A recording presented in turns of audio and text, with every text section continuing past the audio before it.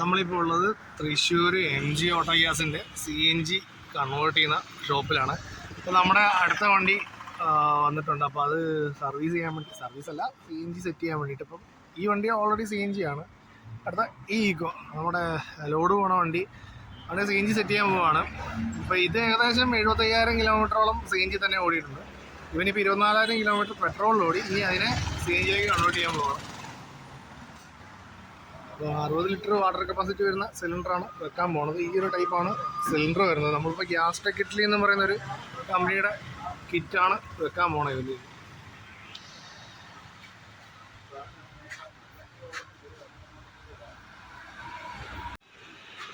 ഈ ഒരു സ്റ്റാൻഡിലാണ് സാധനം സെറ്റ് ചെയ്യാൻ പോണത്. ഇപ്പോൾ ഓൾറെഡി നമ്മൾ വണ്ടി മേടിച്ചപ്പോൾ കൂടെ ഉണ്ടായിരുന്ന സ്റ്റാൻഡാണ്, പക്ഷേ നമ്മൾ എടുക്കുമ്പോൾ കിറ്റില്ലായിരുന്നു. അപ്പോൾ നമ്മളിപ്പോൾ സ്റ്റാൻഡ് മാത്രമുണ്ട്. ഇപ്പോൾ അതിനകത്ത് സാധനം സെറ്റ് ചെയ്യണം. ഇതിൻ്റെ സെൻസർ വരാൻ പോകുന്നത് ഈ ഒരു ഭാഗത്ത്. സെൻസർ മീൻസ് സ്വിച്ച് വരുന്നത് ഈ ഒരു ഭാഗത്ത് വരും. ബാക്കി ഐറ്റംസ് ഒക്കെ സീറ്റിൻ്റെ അടിയിലായിരിക്കും അവർ സെറ്റ് ചെയ്യണത്. ഇപ്പോൾ നമ്മൾ വെക്കണ ഈ കിറ്റ് ഗ്യാസ് ടെക് ഇറ്റലിയുടെ കിറ്റ്. ഇപ്പോൾ ഞാൻ വെക്കുമ്പോൾ വേണ്ട 58,000 ഞാൻ വെച്ചപ്പോൾ ആദ്യം. ഇതിന് വെക്കുമ്പോൾ വേണ്ട 60 രൂപയ്ക്ക് മുകളിൽ വരുമെന്നാണ് പറഞ്ഞത്. അപ്പോൾ ഇതാണ് നമ്മുടെ കിറ്റ് വരുന്നത്. കിറ്റിനകത്ത് ഇത് മറ്റേ ECU മറ്റേ പ്രോഗ്രാമും കാര്യങ്ങളൊക്കെ ചെയ്ത് വെച്ചിരിക്കുന്ന ഒരു ഐറ്റം ഇതാണ്. പിന്നെ വരുന്നത് വയറിംഗ് കിറ്റ്. വയറിംഗ് കിറ്റ് അത്യാവശ്യം ക്വാളിറ്റി ഉള്ള കിറ്റ് തന്നെയാണ് ഇതിനകത്തും വരുന്നത്. പിന്നെ വരുന്ന മെയിൻ ഐറ്റം റെഡ്യൂസറാണ്. റെഡ്യൂസർ ഇതാണ് നമ്മുടെ മെയിൻ ഐറ്റം. അതുകൊണ്ട് മറ്റേ 200 ബാർ പ്രഷറിനെ കൺവേർട്ട് ചെയ്ത് 2 ബാറിലേക്ക് ആക്കിയിട്ട് എഞ്ചിനിലേക്ക് പമ്പ് ചെയ്യാൻ ഹെൽപ്പ് ചെയ്യുന്ന സാധനം ഇതാണ്. ഇവനാണ് മെയിൻ. നമ്മുടെ ഹൃദയം എന്നൊക്കെ പറയുന്ന പോലെ ഇതാണ് മെയിൻ സാധനം. പിന്നെ ഇത് ഇഞ്ചക്ടർ അല്ലേ ചേട്ടാ?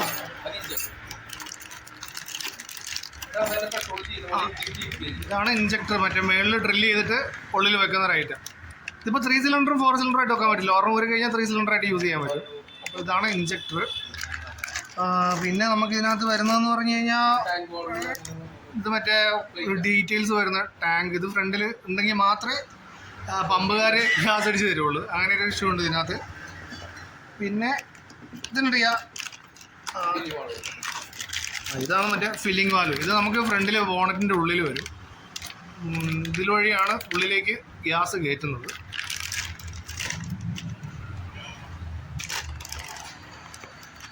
പിന്നെയുള്ള ഐറ്റം ഇത് കേജല്ലേ കേട്ടോ? ഇത് പ്രഷർ ഗേജ്. ഇതിലാണ് മറ്റേ ഗേജ് കാണിക്കുന്നത്. ഇത് നമുക്ക് കാണാൻ പറ്റില്ല. ഇത് സീറ്റിൻ്റെ അടിയിലോ അല്ലെങ്കിൽ വണ്ടിയുടെ പ്ലാറ്റ്ഫോമിൻ്റെ ആ ഒരു ഭാഗത്തൊക്കെ ആയിരിക്കും കാണുന്നത്. ഇത് നമുക്ക് അങ്ങനെ പെട്ടെന്ന് കാണാൻ പറ്റാത്തൊരു ഐറ്റമാണ്. ഇതിലാണ് വണ്ടി ഗ്യാസ് സിലിണ്ടറിനകത്ത് എത്ര പ്രഷർ ഉണ്ട് എന്ന് കാണിക്കാൻ വേണ്ടി യൂസ് ചെയ്യുന്നൊരു സാധനം. പിന്നെ ഇത് ബാക്കി അതിനകത്ത് ഫിറ്റ് ചെയ്യാനുള്ള നട്ടും ബോൾട്ടും അങ്ങനത്തെ കുറേ ഐറ്റംസൊക്കെയാണ് ഇതിനകത്തുള്ളത്. പിന്നെ ഇതാണ് നമ്മുടെ ടാങ്ക്. ഇത് ടാങ്കിൽ വരുന്നതല്ലേ? ഇത് മറ്റേ ടാങ്കിൻ്റെ വരുന്ന വാൽവ്. ഇത് മറ്റേ നമുക്ക് CNG വരുന്ന ടാങ്ക് ഉണ്ടല്ലോ, അതിൽ വരുന്ന വാൽവാണിത്. പക്ഷെ എനിക്ക് വന്നപ്പോൾ ഒരു റെഡ് കളറുള്ള ഒരു വാൽവായിരുന്നു എനിക്ക് കിട്ടിയത്. ഇത് മറ്റേ ഹോസല്ലേ ചേട്ടാ?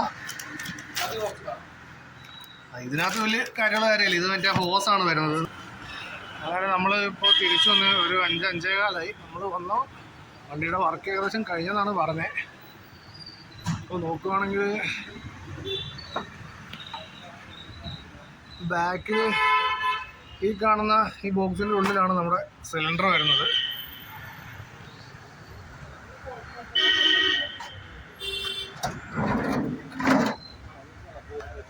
അവരത് പ്രോപ്പറായിട്ട് തന്നെ സെറ്റ് ചെയ്ത് തന്നിട്ടുണ്ട്. നമ്മൾ കൊടുത്ത സ്റ്റാൻഡിൽ തന്നെ പ്രോപ്പറായിട്ട് ഉണ്ട്. ഇത് ആഫ്റ്റർ മാർക്കറ്റാണ്. നമ്മൾ വെക്കുമ്പോൾ പല പോരായ്മകളും കാണും.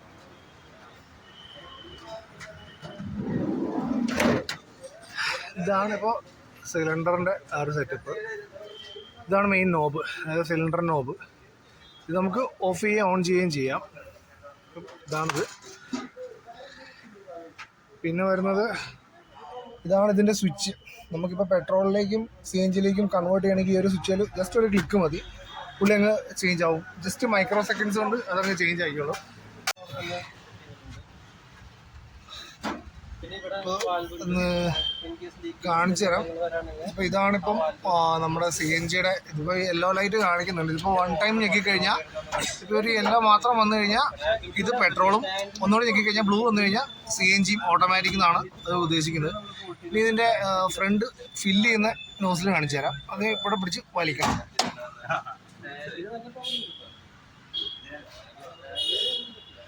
നമുക്ക് ഇതിൻ്റെ ഒരു പോരായ്മ എന്ന് പറഞ്ഞാൽ ഇത് സൈഡ് ഫില്ലിങ് പറ്റിയല്ലോ. നമുക്ക് ഫ്രണ്ട് ബോണറ്റ് പൊക്കണം. ഫ്രണ്ട് ബോണറ്റിൻ്റെ അകത്ത് ഈ കാണുന്നതാണ് ഇവിടെ ഫില്ലിങ് നോസിൽ.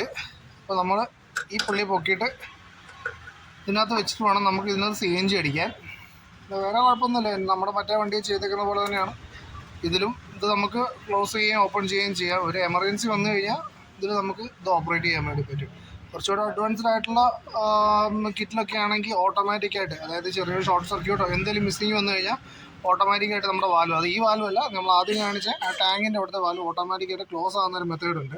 ഇതിപ്പോൾ ഇച്ചിരി കോസ്റ്റ്ലി ആണ്, പിന്നെ നമ്മുടെ വണ്ടിക്ക് അതിൻ്റെ ആവശ്യം വരുന്നില്ല. സോ ഇതാണ് നമ്മുടെ CNG കിറ്റിൻ്റെ ഫിറ്റിങ് സെറ്റപ്പുകൾ. എന്തായാലും ബാക്കി നമുക്ക് ഓടിച്ച് നോക്കിയിട്ട് പറയാം. അപ്പോൾ ഇന്നലെ ഒരു വൈകിട്ടോടുകൂടിയാണ് നമ്മൾ കമ്പനിയിലെത്തിയത്. സോ ഒരു ഡ്രൈവ് എക്സ്പീരിയൻസ് എന്ന് പറഞ്ഞു കഴിഞ്ഞാൽ വേറെ പവർ ലാഗ് അങ്ങനത്തെ കാര്യങ്ങളൊന്നുമില്ല. നോർമലി എല്ലാവരും പറയും ഇങ്ങനെ വണ്ടികൾ വലിയ കുറയുമെന്ന്. അങ്ങനത്തെ സീനൊന്നും നമ്മുടെ വണ്ടിക്കില്ല. കാരണം ഞാനൊരു 75,000 കിലോമീറ്ററോളം ഞാൻ എൻ്റെ വണ്ടി ഉപയോഗിച്ചിട്ടുണ്ട്. സോ ആ ഒരു എക്സ്പീരിയൻസ് വെച്ച് പറയുന്നത്, ഞാൻ ആ വണ്ടി കൊണ്ട് ഊട്ടി അടക്കം പോയിട്ടുണ്ട്. ഊട്ടിയിൽ ഈ CNG വെച്ചിട്ട് തന്നെ. സോ അപ്പോഴൊന്നും നമുക്ക് വേറൊരു വിഷയം വന്നിട്ടില്ല. സോ മാക്സിമം നമ്മൾ ഈ വണ്ടിക്ക് എഞ്ചിന് സ്ട്രെസ് കൊടുക്കാണ്ടിരിക്കുക, അതാണ് നമ്മളെ കൊണ്ട് ചെയ്യാൻ പറ്റുന്ന ഏറ്റവും നല്ല കാര്യം. എഞ്ചിൻ ലൈഫ് കൂടും. കാരണം ഈ CNG എന്ന് പറയുന്നൊരു ഡ്രൈ ഫ്യൂവലാണ്.